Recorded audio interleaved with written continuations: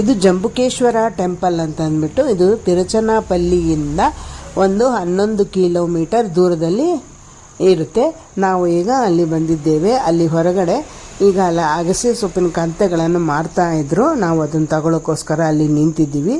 ಅಲ್ಲಿ ಆ ಸೊಪ್ಪನ್ನು ತಗೊಂಡ್ಕೊಂಡು ಹೋದರೆ ಅಲ್ಲಿ ಒಳಗಡೆ ಹಸುಗಳು ಇರುತ್ತೆ. ಅದನ್ನು ಹಸುಗಳಿಗೆ ಹಾಕೋದಕ್ಕೋಸ್ಕರ ನಾವು ಅಲ್ಲಿ ಈಚೆ ನಿಂತಿದ್ದೀವಿ.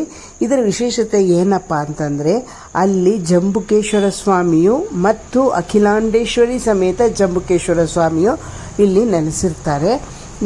ಈ ಜಂಬುಕೇಶ್ವರ ಸ್ವಾಮಿಯು ಅಂದರೆ ಜಲಲಿಂಗೇಶ್ವರ ಸ್ವಾಮಿ ಅಂತ ಅಂದ್ಬಿಟ್ಟು ಅಲ್ಲಿ ಈಶ್ವರನ ಕೆಳಗಡೆ ಗಂಗೆಯು ಯಾವಾಗಲೂ ಉದ್ಭವ ಆಗ್ತಾನೇ ಇರುತ್ತೆ, ಪ್ರವಹಿಸುತ್ತಾನೇ ಇರ್ತಾಳಂತೆ.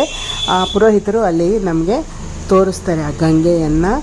ನಾವು ಅದನ್ನು ನೋಡಬಹುದು. ಆದರೆ ಅಲ್ಲಿ CC ಕ್ಯಾಮ್ರಾ ಇರುತ್ತೆ. ಅದಕ್ಕೋಸ್ಕರ ಅಲ್ಲಿ ಕಟ್ಟಾಗಿ ಅಲ್ಲಿ CC ಕ್ಯಾಮ್ರಾದಲ್ಲಿ ಆಗ್ತಾ ಇದ್ದಿದ್ದನ್ನು ನಾವು ನೋಡಿದ್ವಿ. ಅದಕ್ಕೋಸ್ಕರ ಆ ದೇವರನ್ನು ತೋರಿಸೋದಕ್ಕಾಗೋದಿಲ್ಲ. ಒಳಗಡೆ ಮಾತ್ರ ನಾನು ತೋರಿಸ್ತಾ ಇದ್ದೀನಿ ನೋಡಿ. ಇದೇ ಜಲಲಿಂಗೇಶ್ವರ ಜಂಬುಕೇಶ್ವರ ಟೆಂಪಲ್ ಅಂತಂದ್ಬಿಟ್ಟು ತುಂಬ ಪಂಚಭೂತ ಸ್ಥಳಗಳಲ್ಲಿ 2ನೆಯ ಸ್ಥಾನವನ್ನು ಪಡೆದಿದ್ದ ಅಂತ ಹೇಳ್ತಾರೆ. ಶ್ರೀರಂಗಂಗೆ ಕೂಡ ತುಂಬಾ ಹತ್ತಿರ ಆಗುತ್ತೆ.